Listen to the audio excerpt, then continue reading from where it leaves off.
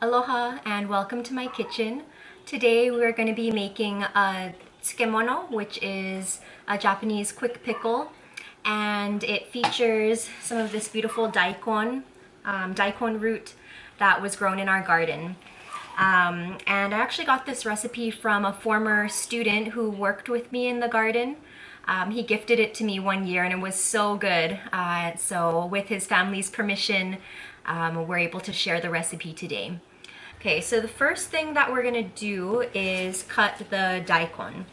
So we're gonna cut the leaves off, and I'm just going through and taking any yellowing leaves and composting it.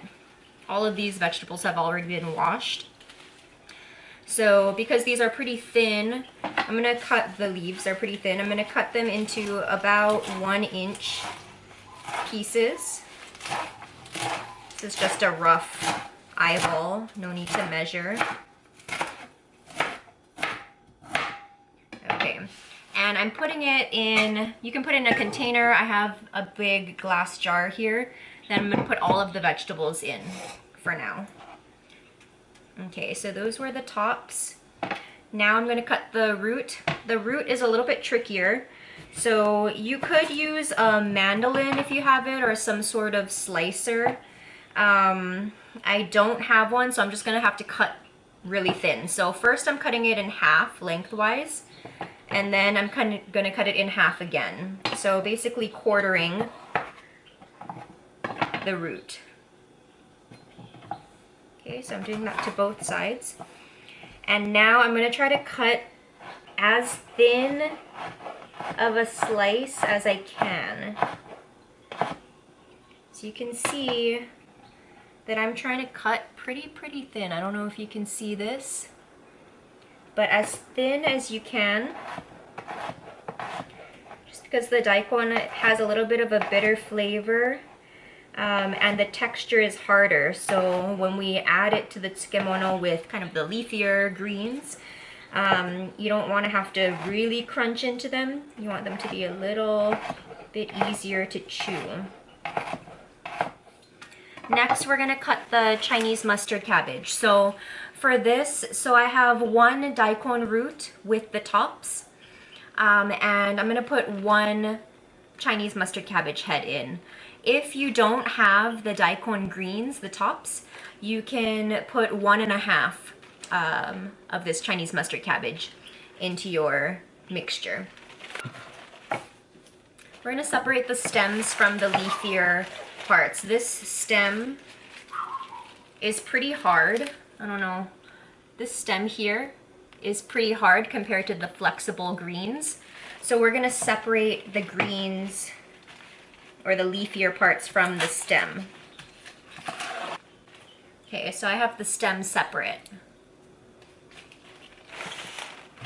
So what I'm going to do with the stem part is to cut it in about 1-inch strips. And then, just like the daikon root, cut it really thin as you can.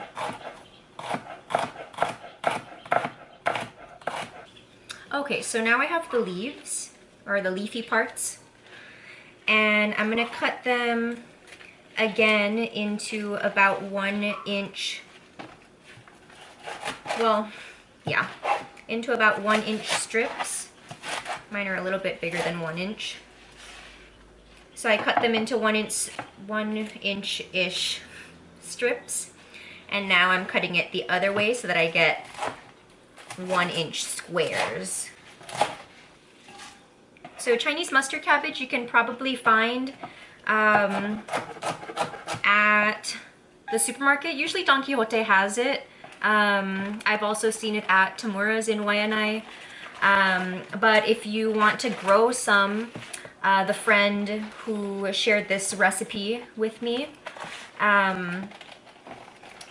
grew this mustard cabbage, and he said that he got the seeds from UH. So look that up if you're interested in growing some yourself. So that way you can also ensure that it's organic if you prioritize that. All right, lastly, we'll be cutting up this Napa cabbage and separating the leaves individually.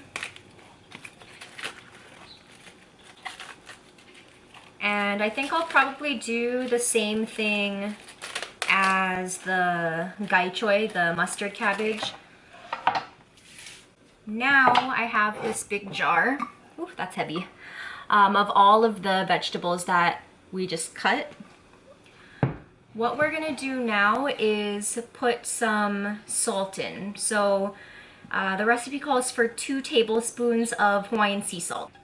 So I'm putting 1, I'm kind of just sprinkling it in, and 2.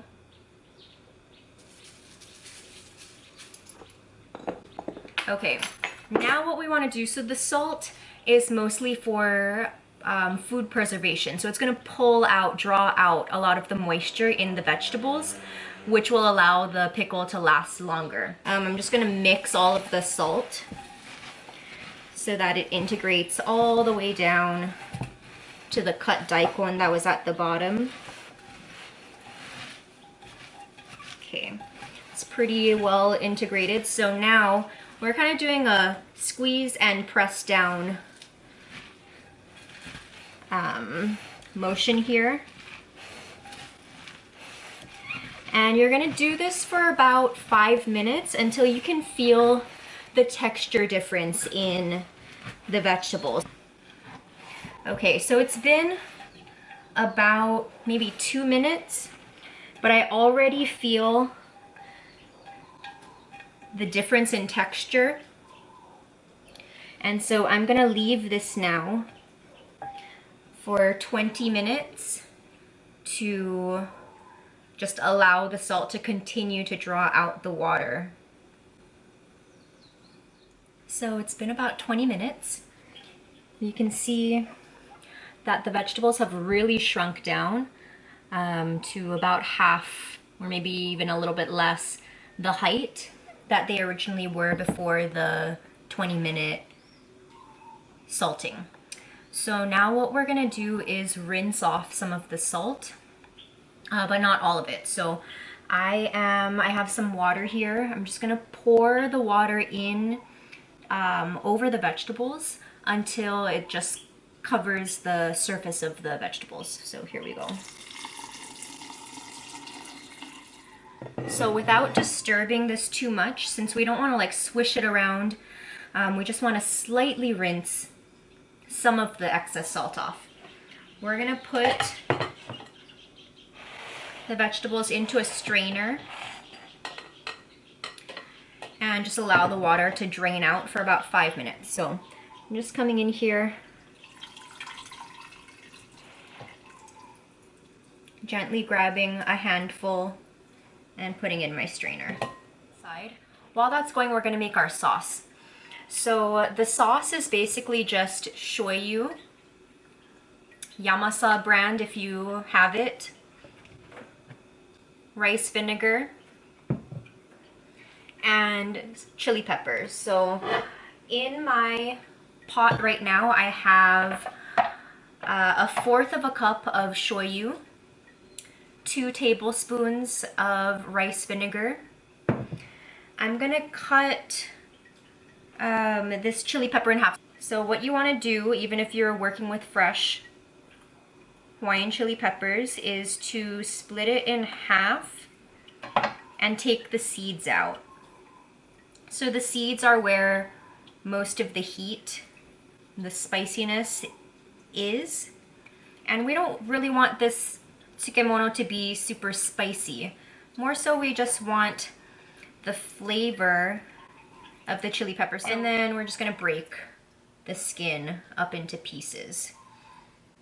I'm just ripping it with my hands just because this is dry. If they were fresh, I would be a little bit more careful because sometimes chili peppers can have, I actually don't know what it is. I don't know if it's the volatile oils or something, but if you rub it on your skin, it can burn.